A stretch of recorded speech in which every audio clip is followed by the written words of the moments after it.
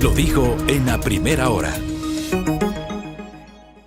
Muy bien, 7:22. Gracias a nuestra audiencia, gracias por la enorme interacción que hemos tenido hoy a propósito de el comentario sin rodeos, que realmente procuré generar una reflexión sobre cómo cerramos la semana y realmente es horroroso. Bueno, ¿cómo también cerramos la semana? Ha sido muy polémico.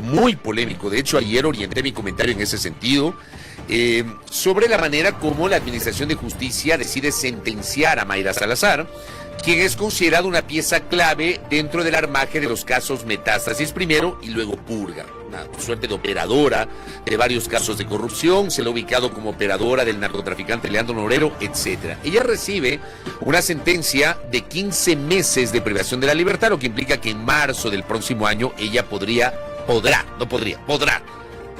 o para hablar más claro, recuperará la libertad una vez que ha cumplido con esa sentencia. Esto, como digo, ha generado controversia. Ella accedió a la cooperación eficaz y también al procedimiento abreviado. Por eso quiero acudir a un especialista. Le quiero agradecer al abogado penalista Pedro Ceballos, que está conectado con nosotros vía telemática. Le quiero agradecer por aceptar esta invitación. Un poquito su criterio para entender qué significa la cooperación eficaz, qué significa el procedimiento abreviado, y si realmente es un procedimiento válido o esto está allanando el camino a la impunidad. Doctor, bienvenido. Le saludamos mi compañera Belkis Sánchez y quien le habla Fabricio Vela. Buenos días. Hola, buenos días, Fabricio Belkis. En primer lugar, muchísimas gracias por la invitación. Y sí, pues sin duda es un tema que esta semana nos ha removido mucho, digamos, a los que estamos en el día a día del quehacer penal. Pues es un poco chocante ver cómo el día de hoy, con la última reforma al COIP, el delito de delincuencia organizada, que fue por el cual se ha sentenciado a varios procesados en este caso famoso Metástasis, hoy tiene una pena que puede ir hasta 26 años de cárcel, cuando hasta el año pasado tenía una pena de 7 a 10 años, y esto habilitaba a los procesados a acogerse a este procedimiento abreviado, o también a la cooperación eficaz, cualquiera de los dos regímenes atractivos para procesados, que en primer lugar se podría discutir su constitucionalidad, porque son dos regímenes que de alguna manera obligan a renunciar al principio de inocencia. De alguna forma u otra tengo yo que renunciar a esto, declarar mi culpabilidad para poder acceder a una pena atractiva negociada con la Fiscalía. Pero en el caso actual, pues resulta un poco duro entender cómo es que la procesada particularmente, pues Mayra Salazar recibe los dos beneficios, tanto el del procedimiento abreviado como el de la cooperación eficaz, porque como están concebidos en el COIP, debería uno excluir al otro, por la forma en que se pueden configurar el procedimiento abreviado solamente en la etapa intermedia y la cooperación eficaz al final, en el juzgamiento, en la sentencia. Sin embargo, se han dado los dos beneficios para esta procesada en particular, cosa que es improcedente. Ahora, sobre el procedimiento abreviado en sí, se puede discutir su constitucionalidad, porque nos obliga a renunciar al principio de inocencia, como lo dije en algún momento. Es un régimen que proviene del derecho anglosajón, se lo practica ya muy antiguamente en el sistema penal norteamericano, y lo adoptamos recién con el COIP en el año 2014. Hoy en día es muy común encontrarlo en los códigos penales de la mayoría de países de la Comunidad Europea y de los países de la región, en casi todos.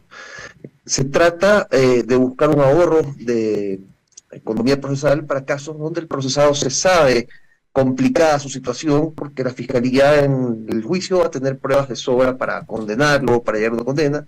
Entonces busca, o la Fiscalía le ofrece, puede pasar de cualquiera de las maneras, un acuerdo donde se admita su participación en el hecho y su responsabilidad, a cambio de una pena significativamente reducida. Obviamente, no para la universalidad de delitos, sino que podemos muy claro decirte que delitos de máximo 10 años o de hasta 10 años de cárcel, cosa que incluía a la delincuencia organizada hasta el año pasado, hasta la última reforma, después de la consulta popular. hoy hubiera sido imposible el beneficio que están obteniendo estos procesados en estos casos. Entonces resulta un poco, digamos, un poco de realismo mágico, ¿no? Pasa este caso y luego viene la reforma que a estos mismos individuos les hubiera impedido el día de hoy acceder a este beneficio. Y con la cooperación eficaz, lo mismo. La única diferencia es que la cooperación eficaz consiste en un intercambio de información que le permita a la Fiscalía armar el rompecabezas para casos complejos, delincuencia organizada, delito modelo, para este tipo de cuestiones, y se ve en la etapa de juzgamiento, al momento en que te dictan la sentencia. En cambio, el procedimiento abreviado lo puedes solicitar en la etapa intermedia, y el mismo juez sustanciador de la etapa intermedia es el que te impone la sentencia, que no puede discutir ni siquiera su quantum, porque eso es un tema que lo pacta con la Fiscalía. Sí puede denegar el régimen de procedimiento abreviado del juez, pero no puede entrar a discutir el quantum de la pena. Entonces, en breve rasgos, esto sobre estas dos instituciones. Pedro, ¿cómo ha ido evolucionando el uso de esta figura de la cooperación eficaz? Porque vistos los últimos hechos, más suenan a premio que a celeridad judicial como tal, y más todavía con esa subjetividad con la que se negocia, voy a utilizar este término que quizá no sea correcto, pero con la que se negocian las sentencias, las penas. Sí, bueno, la cooperación es una caja de sorpresas en su aplicación en el Ecuador. Han habido cooperaciones, pero hasta el día de hoy yo sigo esperando qué pasó con la cooperación eficaz que planteó hace un par de años Carlos Pareja Yanuseli. Nunca se la han aceptado y está cumpliendo. Usted habla cuando Pareja Yanuseli lo trajeron desde Estados Unidos en 2017 y supuestamente Pareja Yanuseli iba a acceder a una cooperación eficaz y no sé qué. Él la planteó y nunca se la han despachado. No la han despachado. Así es, la Fiscalía no ha dado trámite a esta cooperación que él plantea. ¿Ya? Ahora, no sé si la información, que no conozco detalles de fondo, ¿no? Si la Fiscalía a lo mejor considera que esta información es irrelevante o no, porque la cuestión de la cooperación eficaz es que la cooperación que tú des te ayude a obtener información para poder ir tras más procesados, poder contrastar hechos de forma en que no haya lugar a dudas de que las cosas se dieron así. Entonces, se difiere un poco el procedimiento abreviado en función de que tengo que prestar una ayuda a la autoridad que le permita esclarecer los hechos de forma tal que sin mi cooperación no pudieras tener un caso mucho más claro, mucho más desarrollado en función de obtención de elementos para conseguir una sentencia. Ahora, a ver, para entenderle un poquito de todo lo que nos está explicando, entonces, es un error, pero no sé si es un error de procedimiento o es un error del sistema o es un error de la ley, el que acceda doblemente a un doble beneficio por cooperador eficaz y por procedimiento abreviado, doctor. Esa parte quiero entender. Eso no se puede. No se puede. No se puede. Porque, ¿sabe por qué es importante esto que usted está explicando? A ver, la fiscal primero pidió 40 meses de prisión para la señora Salazar. Primero pidió 40 meses. Y luego se entiende que le sentencian a 15 por este doble estándar del procedimiento abreviado y de la cooperación eficaz. Entonces, no se podía aplicar los dos. A mi criterio no, porque el procedimiento abreviado termina el proceso y lo aplicas en la etapa intermedia. El código te dice que ese es el momento para aplicar el procedimiento abreviado. En cambio, la cooperación eficaz la aplicas en el juicio, ante tribunal, en la etapa de juzgamiento, al final, antes de la imposición de la pena. Entonces, si ya te beneficiaste de un abreviado, es obvio que no podías entrar en un escenario donde podías ser cooperador. Y que apliquen los dos, sí, para mí es ganar una nulidad. Porque se aplicó una cooperación eficaz, en el caso específico, en una etapa procesal donde el código no te lo permitía aplicar. Sí me parece muy llamativo lo que usted está señalando. Es lo que es. Sí, es lo que dice el código. Claro, ¿y por qué cree entonces que se aplica de esta manera y le benefician con una pena tan reducida a esta persona que aparece como operadora de un narcotraficante? Es lo inexplicable del asunto. Si se suma esto un poco, y aquí cada uno puede tener un criterio personal del contenido del testimonio, ciertas partes, después de las cosas que han salido, a raíz de audios o cuestiones que se ven en redes sociales, que sería un testimonio con un guión probablemente en partes manejado por terceros. No entiendo yo cómo llegó a este beneficio. Ok, había un beneficio que podía acceder, que era el del procedimiento abreviado, o si quería ser cooperador al final también, pero no los dos. ¿Ya? Y en segundo lugar, la Fiscalía no dijo nada respecto a los cuestionamientos que ha recibido este testimonio. Entonces, a mí me llama poderosamente la atención, desde el ámbito o desde el lado de la academia, desde el lado de una persona dedicada al quehacer penal, pues me parece una cuestión burda, una cuestión que no tiene carta de presentación. Pero si no se pueden aplicar ambas figuras a la vez, ¿quién regula eso? ¿Qué se hace al respecto? Porque de lo contrario nos quedamos en el mero cuestionamiento. El juez sustanciador de la etapa intermedia no debió dar paso a la idea de una cooperación eficaz, porque no era competente él para resolver esta cuestión. Esto lo puede resolver solamente el tribunal en la etapa de juzgamiento, según las reglas del COIP. Muy llamativo, realmente muy llamativo lo que usted está explicando. Entonces, por eso yo le preguntaba y abría justamente esta conversación con usted con estos criterios de que hay personas muy críticas que creen que la cooperación eficaz de alguna manera garantiza o apuntala a la impunidad, o como por ejemplo yo comentaba ayer en este espacio a propósito de este tema, a mí me parece que la sentencia termina siendo una tomadura de pelo. Y yo le pregunto a usted, si esa sentencia como se ha presentado es una tomadura de pelo y garantiza la impunidad, doctor. Totalmente. Por la forma en que se aplicaron las dos herramientas de una forma indebida, por un lado, y por otro lado porque si yo fuera juez y hubiera de alguna forma cuestionado ciertas cuestiones ya propias del fondo del testimonio, y tal vez, bueno, no quiero adelantarme porque no conozco el caso al detalle, como tal vez sí lo conoce el juez, pero probablemente denegar esta cooperación en función de esta procesada en particular. No puedo hablar del resto, pero el caso de ella sí lo he estudiado a profundidad. Ahora, le cuento, yo ayer en la tarde conversé en un espacio digital que tengo en las tardes, en mi plataforma, conversé con otro jurista, también guayaquileño, el doctor Julio César Cueva, que él en cambio tenía un criterio distinto. Él, por ejemplo, decía que esto de la cooperación eficaz es muy usual, porque en el caso de Mayra Salazar, criterio del doctor Cueva, él decía, al final ella lo que está haciendo es delatar. Sí, ella es una operadora, pero ella no es la que firmaba las sentencias, ella no es la que hacía tal cosa, ella terminaba siendo una suerte de nexo.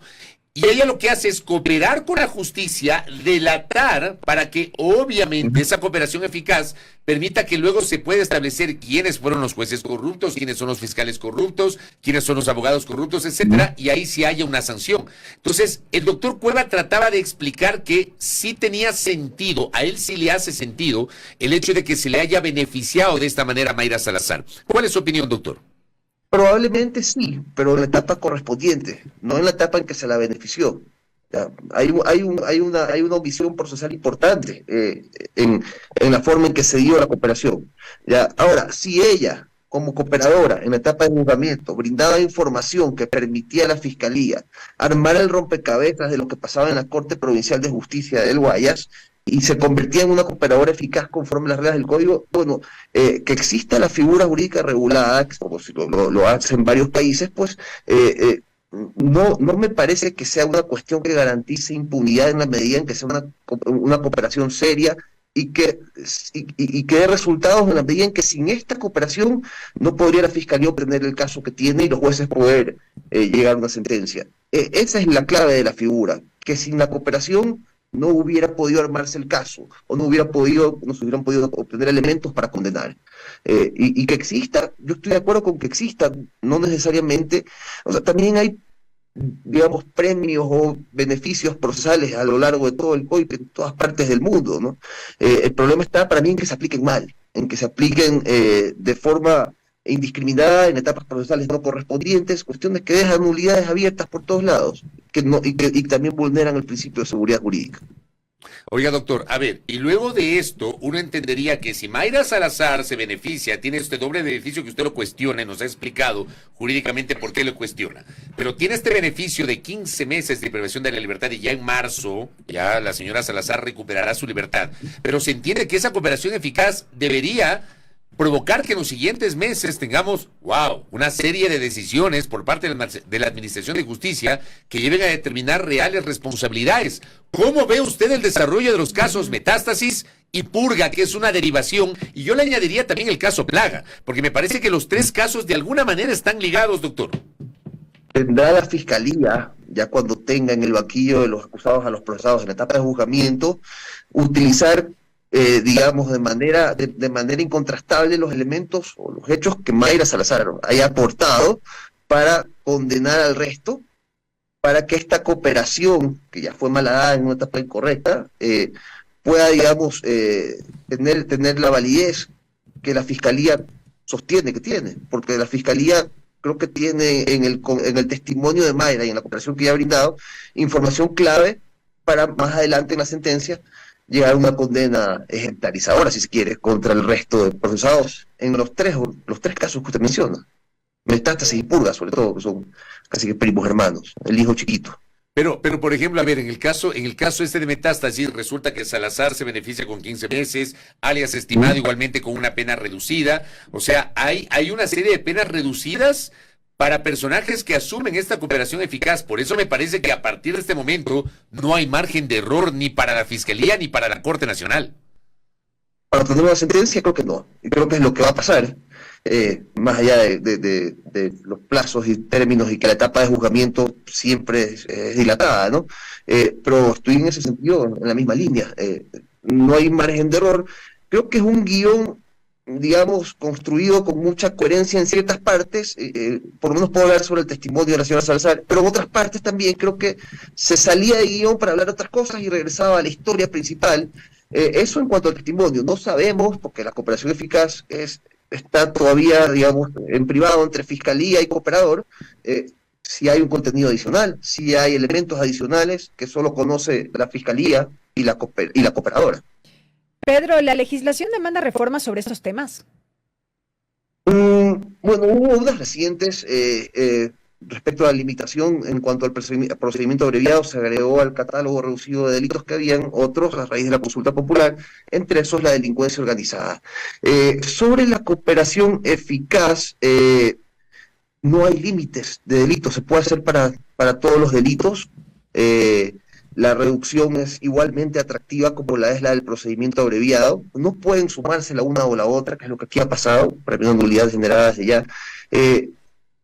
Yo creo que debería existir un catálogo de delitos en cuanto a la cooperación eficaz que impida que sea aplicable la figura para determinados delitos. No tienes hoy en día en la cooperación eficaz un catálogo de delitos restrictivo y el beneficio es muy grande. El beneficio puede llegar hasta el 10% de la pena mínima, que es pues un regalo, es básicamente una salida.